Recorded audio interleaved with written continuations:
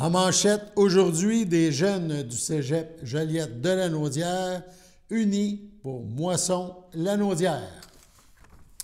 Bonjour à tous et bienvenue à votre bulletin d'information sur les ondes de CTRB, votre télévision locale et régionale, aujourd'hui 29 mars.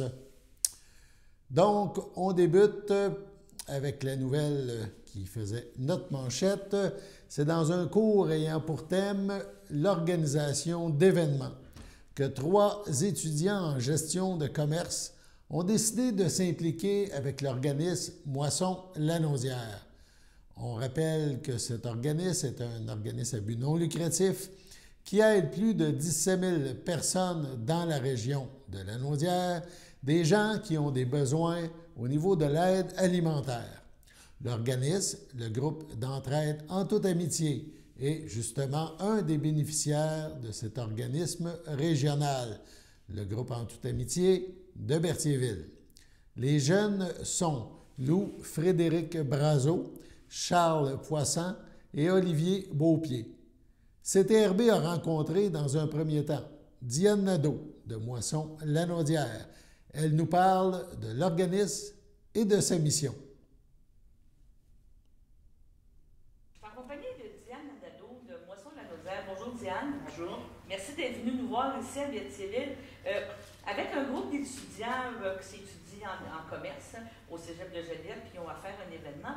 Moisson Lanaudière a accepté de s'associer avec cet événement-là, dans le fond, pour faire une levée de fonds ici à Berthierville le 8 avril. Pouvez-vous nous dire c'est quoi l'importance de Moisson Lanaudière pour la région ici, si on parle de Berthierville? Ça représente quoi?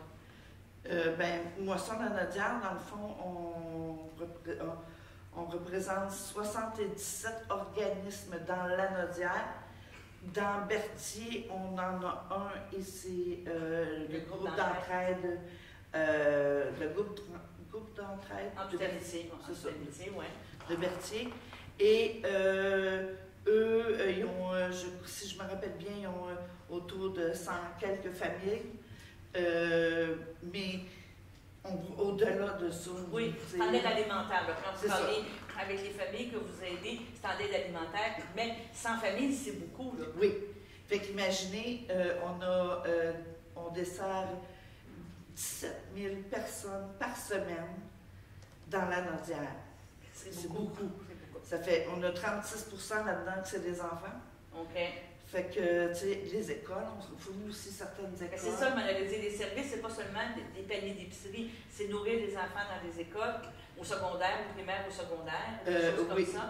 Oui, on a les 2 écoles de l'envol, qui c'est la formation aux adultes. On a aussi les centres d'hébergement, de toxicomanie et tout ça. Okay. On a des centres de femmes, on a des cuisines collectives. C'est large, c'est large. Ça fait quelques années que vous êtes impliqué dans cet organisme-là. Au fil des ans, ça a beaucoup augmenté?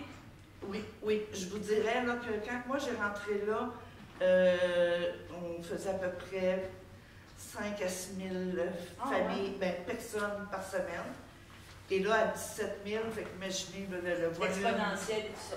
Et quand on parle de pauvreté, d'aide alimentaire, c'est pas nécessairement des gens qui sont sur l'aide sociale, comme on dirait. Il y a beaucoup de familles qui sont à faible revenu, puis il faut que, avec tout ce qui se passe, l'inflation, l'augmentation des loyers, ils ont de la difficulté. Là. Oui, oui. Je dirais même que certains organismes ont décidé d'ouvrir après les heures normales, parce qu'avant, on desservait les gens qui ne travaillaient pas, dans le fond. Mais là, c'est des travailleurs, il y a beaucoup de travailleurs. Et certains organismes ont décidé, eux, de dire, bon, mais on ouvre des journées plus grandes. On va étirer ça jusqu'à 6 heures le soir pour pouvoir répondre aux familles. Quand nos jeunes ici du coin sont venus vous voir pour dire on veut faire une activité de financement, on veut préparer, j'imagine que vous n'avez pas dit non. Vous n'avez pas dit non. C'est important ces activités-là ponctuelles parce que je sais qu'il y a des grosses campagnes dans l'année, mais cette prise de conscience-là, de faire prendre conscience aux gens et d'être capable de redonner, c'est important. Moi, je dirais que le fait que ce soit des jeunes qui a dit, écoute, nous, on veut s'impliquer, on veut faire une levée de fonds, bien, c'est encore plus encourageant. C'est signe que, bon, il y a une conscience quand même qui est là. Ils sont peut-être mieux antis que certains qui ont dit, écoute, on partage, puis on est capable, nous, on va faire une levée de fonds pour Moisson. Puis Moisson, ben, ils ont choisi le meilleur organisme. Bon, ben, c'est bien, il faut le dire. Donc, tous les dons sont acceptés, c'est important, même à l'année. À l'année longue, je dirais, c'est pas juste pour les paniers de Noël, là, parce que les gens, ils pensent on ramasse juste pour Noël. Non, on a quand même au-dessus de 300 donateurs à l'année qui donnent des produits, parce que ça en prend, mais aussi des dons ponctuels comme ça, des levées de fonds, on a la tablée des chefs même qui vient est en campagne, là, puis là, on a eu quand même 3 écoles qui ont participé. Fait que la conscience, je pense que les gens, ça commence à rentrer, qu'il y en a d'autres qui ont des besoins. Ben, je te remercie beaucoup, Diane, du beau témoignage que tu nous as fait. Puis, merci beaucoup de ta présence aujourd'hui. Merci à eux. Pas de problème. Je te remercie. Merci. Bye-bye. Maintenant, rencontrons Frédéric Brazeau et Charles Poisson, deux des 3 membres de cette équipe. Ils nous parlent de leur expérience. Je suis en compagnie de Charles et de Fred. Il nous manque Olivier, c'est ça? Les 3 comparses. Vous êtes les 3 étudiants au Cégep à Joliette en commerce, c'est ça? En gestion de commerce. Gestion de commerce, on termine le technique là, en mai 2023, soit cette année. C'est ça. Dans vos cours, vous avez à faire gestion d'événements. Donc, c'est un gros défi, là, parce que dans le fond, dans ce cours-là, vous avez appris plein de choses, mais là, gérer un événement, c'est pas toujours évident. Là. Exactement. Dans le fond, à travers la technique, on a 2 événements à faire selon 2 cours différents. L'année passée, c'était une foire commerciale à la galerie à Joliette. Cette année, il faut créer un événement là, vraiment en dehors de l'école. Soit, nous, on a décidé que le dialecte Moisson la Naudière, c'est un organisme qui nous tient à cœur. Dans le fond, il fallait représenter un organisme à but non lucratif. C'est pour ça qu'on a décidé d'aller chercher Moisson la Naudière et de faire un événement là, à Berthierville là, pour aller chercher le plus de dons possible, le plus de gens possible. Charles, c'était quoi le plus gros défi dans tout ça? C'est beau avoir l'idée, mais qu'est-ce que tu as trouvé le plus difficile? Je pense que le plus gros défi de cet événement-là, c'est vraiment toute l'organisation reliée autour, avant, pendant et après l'événement. Je pense vraiment que ça représente beaucoup de responsabilités, beaucoup d'assiduité. Je pense que c'est ça le plus gros défi. Est-ce que vous vous connaissiez pareil à l'école, c'est sûrement des travaillaient ensemble, mais ça a créé d'autres amitiés, vous êtes aperçu que vous travaillez bien en équipe, il y a une gestion d'équipe à faire aussi dans ça. Oui, effectivement, ça fait au-dessus de 6 sessions qu'on est dans la même classe, dans la même cohorte, donc on ne veut pas des travaux d'équipe, on en a vu d'autres et c'est rendu qu'on se connaît pas mal en fin de technique comme ça. Là, on va parler de l'événement comme tel, donc c'est le 8 avril, ici à Berthierville, dans le stationnement du UGA. Lequel des 2 qui peut me parler? Ça va se dérouler comment? Qu'est-ce que ça va être? Dans le fond, le nom de l'événement, c'est Hot Don. En gros, on va faire un petit contraste entre les mots. Ça va être dans le fond, une collecte de denrées non périssables ainsi qu'une collecte de fonds sous forme de vente de hot dog là, directement dans le parking là, du IGA là, au stationnement. À côté de la porte, le 8 avril, entre 10h le matin et 15h l'après-midi, tout au long de cette journée-là, il va y avoir plusieurs produits là, à vendre, là, comme dans le fond des hot dogs, des chips, des petites bouteilles d'eau, des petites boissons gazeuses, dans le but de ramasser, là, comme j'ai dit, là, des fonds pour Moisson.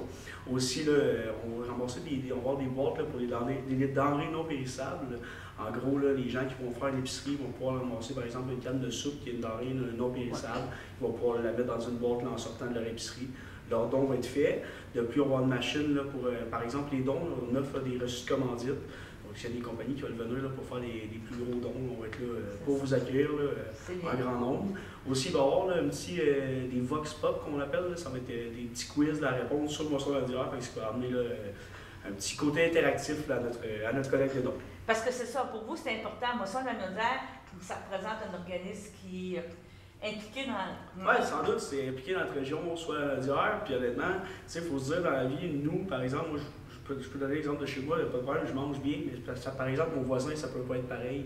C'est pour ça qu'on a décidé d'encourager Moisson la Naudière qui fournit vraiment de la nourriture là, partout dans la région aux gens qui n'ont pas nécessairement les moyens là, de s'en offrir. Et toi, Charles, par rapport à Moisson la Naudière, qu'est-ce que tu t'amène à faire une réflexion, à penser à quelque chose?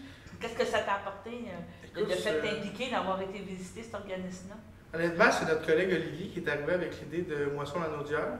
Et oui, suite à la visite des locaux de Moisson, on a vraiment été, moi-même personnellement, j'ai été très impressionné de l'ampleur que ça avait. Je pensais pas que c'était autant gros, je pensais pas que c'était autant bien organisé. En plus, ils viennent en aide à des personnes en difficulté avec leurs employés, donc c'est vraiment un organisme qui est superbe. Je vais vous poser une dernière question. Avez-vous un objectif? C'est sûr qu'on voudrait donner 100 000, mais... Sans doute. Mais faut rester réaliste à travers non, mais tout ça. mais avez-vous un petit challenge entre vous autres? On vise environ 500 personnes qu'on aimerait là, qui participent à notre événement. Puis côté là, argent, un 2500 $ le minimum serait l'objectif qui est réalisable sans doute. Il faut aussi censer la date, le 8 avril, donc on va checker le tout pour réaliser 2500 $, mais on aimerait ça faire sans doute plus pour remettre un nouvel organisme comme Moisson Laser. Êtes-vous fébrile, allez voir? Sans doute. C'est un gros événement, comme Charles a dit, c'est beaucoup d'organisation, mais on croit qu'on a les atouts pour le faire, puis ça va bien aller. Puis vous avez réalisé quoi dans ça, que vous étiez capable de faire quelque chose? Oui, il y a l'aspect faire le faire, mais c'est comme un devoir aussi, là. Ça fait partie du travail de session. Sans doute, il y a des rapports à remettre là, après tout ça, comme des conférences de presse qu'on va faire à la Joliette là, pour donner dans le fond le montant total qu'on a ramassé pour l'organisme. Par rapport à ça, c'est quoi tu as trouvé le plus difficile?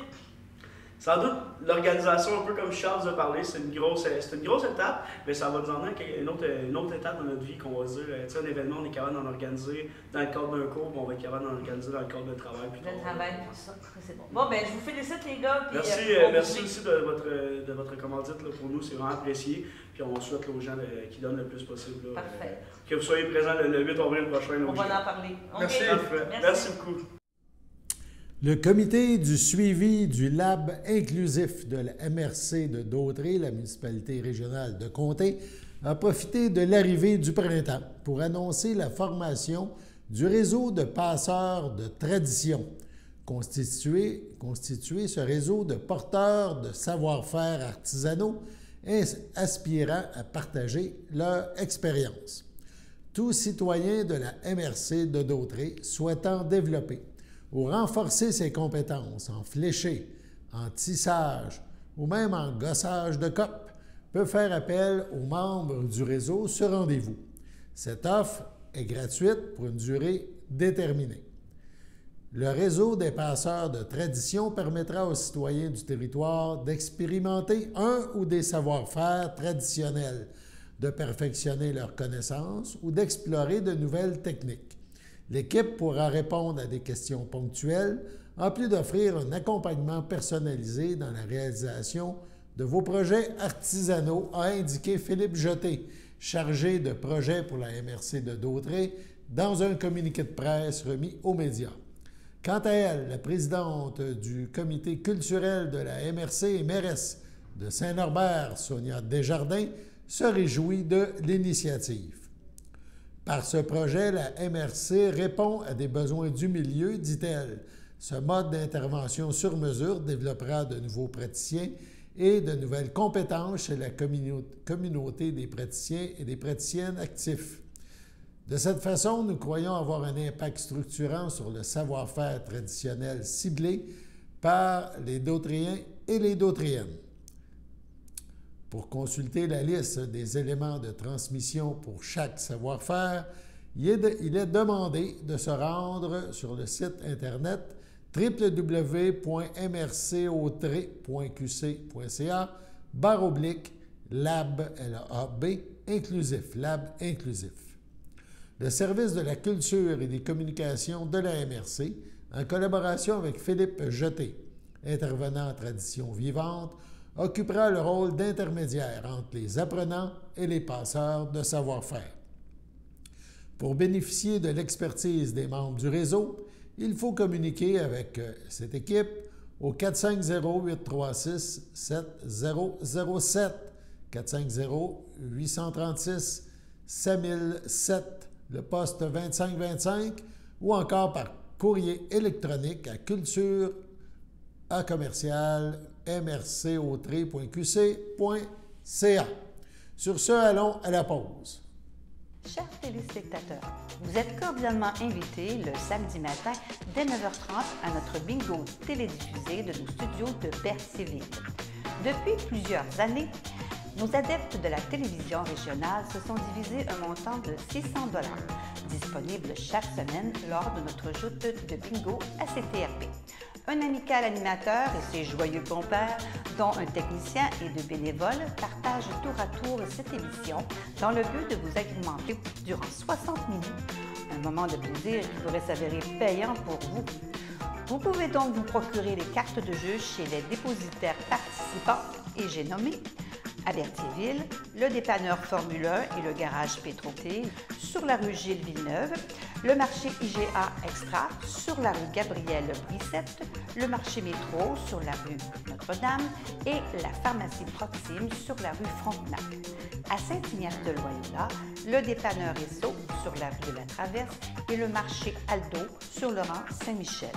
C'est donc un rendez-vous hebdomadaire chaque samedi matin dès 9h30 sur les ondes de CTRB, votre télévision régionale et communautaire, maintenant en haute définition.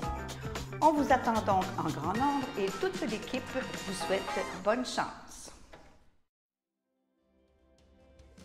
Si vous voulez participer aux activités offertes au groupe d'entraide en santé mentale Berthier-Lavaltrie L'Envol, plusieurs options de transport gratuits vous sont offertes. Le covoiturage, le transport avec un bénévole du CABA ou le transport adapté.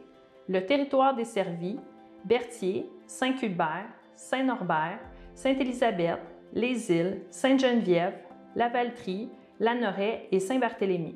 Contactez-nous pour plus d'informations.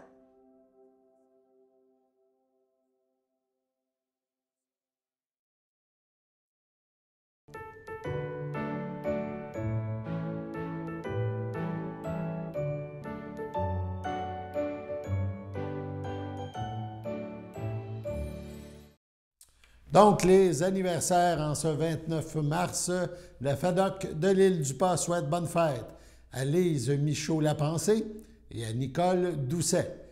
C'est votre anniversaire aujourd'hui, 29 mars. Toute l'équipe de CTRB se joint à moi et vous souhaite bonne fête. On le rappelle, le Frontenac vous invite à son prochain spectacle, un souper-spectacle, et c'est la dernière journée, on vous le dit, participer à notre concours.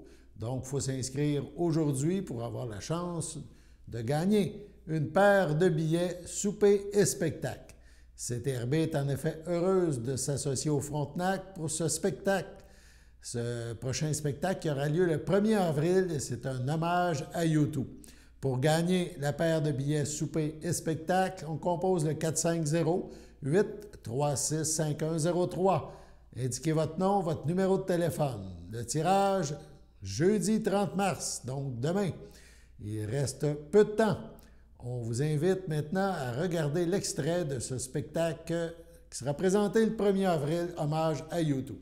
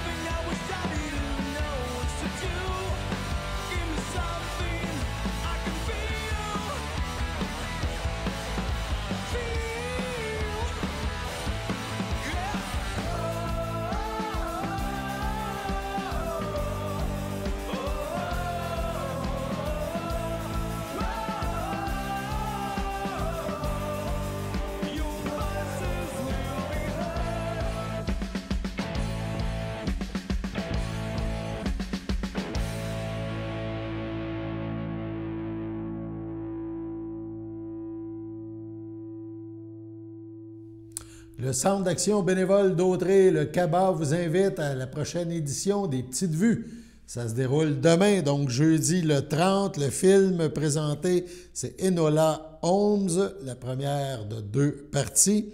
C'est un film d'aventure, policier et historique. Ça se passe en Angleterre en 1884. Le matin de son 16e anniversaire, Enola constate que sa mère a disparu. Après avoir vécu une expérience assez libre jusque-là, elle se retrouve sous la tutelle de ses frères Sherlock, ça vous dit sûrement de quoi, Sherlock Holmes, et Mycroft, tous deux décidés à l'envoyer dans une école convenable pour les femmes de son rang. La durée du film, 1h37. La deuxième partie du film sera présentée le 5 avril. Pour vous inscrire, parce que c'est gratuit, c'est-à-dire ça coûte 3 $, mais ça inclut une collation et un breuvage. Voilà, 3 $. On réserve sa place au 450-836-7122. Donc, les petites vues, demain, 13h30, au CABA. On poursuit avec le CABA parce qu'il y a aussi des randonnées pédestres qu'organise le Centre d'action bénévole d'Autrey afin que tous ses membres demeurent en forme. Donc, la prochaine, c'est mercredi le 5 avril. On doit s'inscrire au plus tard mardi le 4. C'est une randonnée pédestre sur le rang de l'île du Pas. Ça débute 8h30, arrivée et le départ du stationnement de la commune de l'île du Pas. C'est situé près du 994 rang de l'île du Pas. La randonnée doit prendre fin vers 10h. Il y aura aussi une autre randonnée le 12 avril. On s'inscrit jusqu'au mardi 11 avril. Randonnée pédestre sur le rang du fleuve, c'est à Saint-Barthélemy, départ 13h. Départ du CABA, covoiturage possible moyennant quelques frais. 13h30, c'est le départ de la randonnée. Ça se déroulera le départ au 610 rang du fleuve. C'est le restaurant du fleuve. Et on marchera sur le rang du fleuve jusqu'à 15h30. Et puis, ce sera le retour au CABA. Voilà, sur ce, on passe à la pause.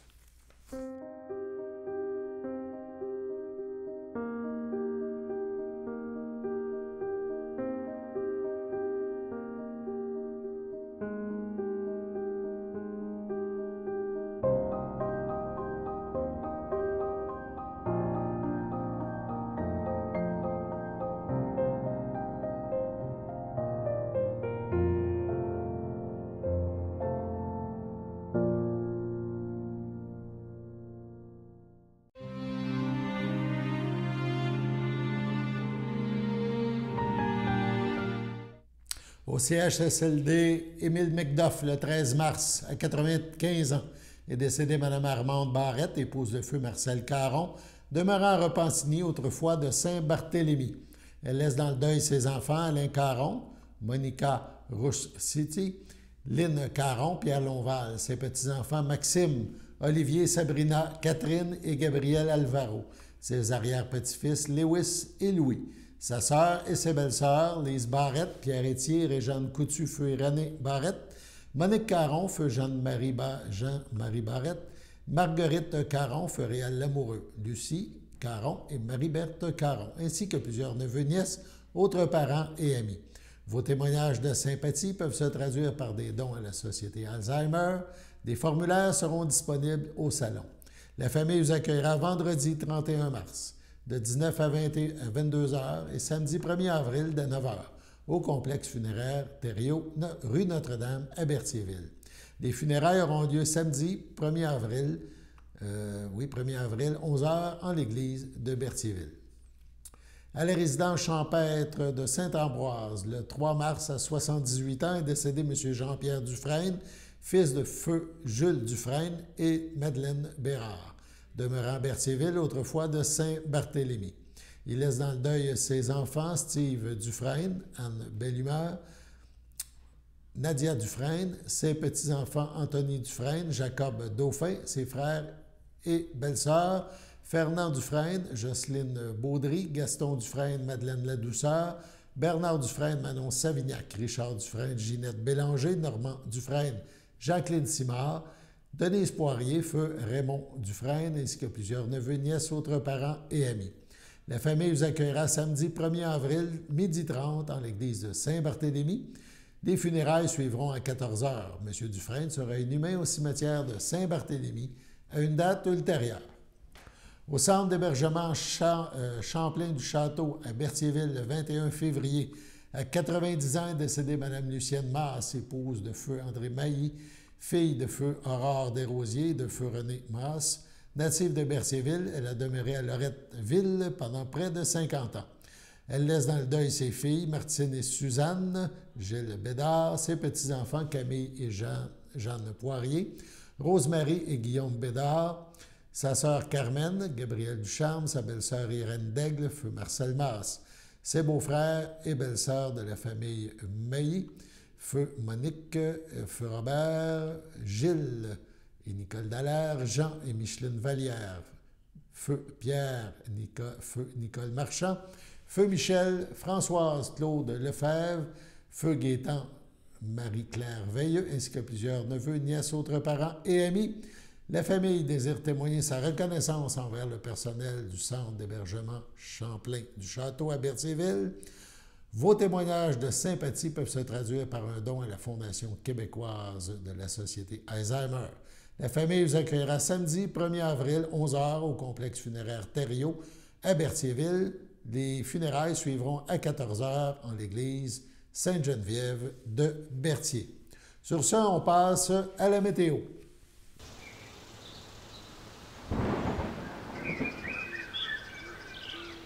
Bienvenue à votre météo de cette semaine. Aujourd'hui, mercredi après-midi, ce sera une averse de pluie et de neige, une température de 7, un temps ressenti de 3, moins de 1 mm de pluie et moins de 1 cm de neige. Mercredi soir, ce sera de la pluie et de la neige, une température de 4, un temps ressenti de moins 1, environ 1 à 3 mm de pluie et moins de 1 cm de neige. Mercredi nuit, ce sera quelques averses de neige, température de moins 8, un temps ressenti de moins 16, moins de 1 cm de neige. Jeudi matin, c'est généralement ensoleillé, une température de moins 7, un temps ressenti de moins 15. Jeudi après-midi, ce sera un ciel variable, une température de moins 1, un temps ressenti de moins 7. Jeudi soir, c'est des passages nuageux, une température de moins 5, un temps ressenti de moins 11. Et voilà, c'était tout pour votre météo. CTRB vous a présenté son bulletin d'information en ce 29 mars. Merci d'avoir été à l'écoute. Au plaisir et à demain.